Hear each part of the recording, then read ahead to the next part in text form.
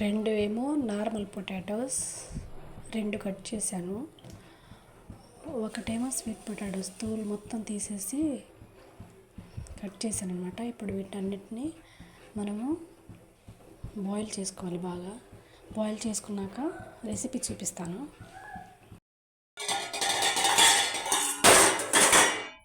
బాగా ఉడికిపోయినాయి అన్నమాట. చూడండి, ఇప్పుడు మనము దీని తోలు తీసుకుందాం. ఇవి స్వీట్ పొటాటోస్ అనమాట. ఇవేమో నార్మల్ పొటాటోస్. చూసారా డిఫరెన్స్?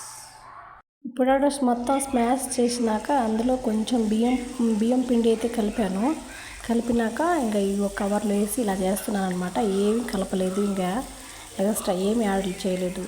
సో ఇలా చేసుకోండి, చాలా బాగా వచ్చింది. క్రిస్పీగా సూపర్గా వచ్చింది. పైన కొంచెం చిల్లీ పౌడర్ వేసుకుంటే సూపర్గా ఉంటుంది. మీరు కూడా చేసుకోండి. నా వీడియో నచ్చితే లైక్ చేయండి, షేర్ చేయండి, కమెంట్ కూడా చేయండి. చూడండి. Bye friends, thank you.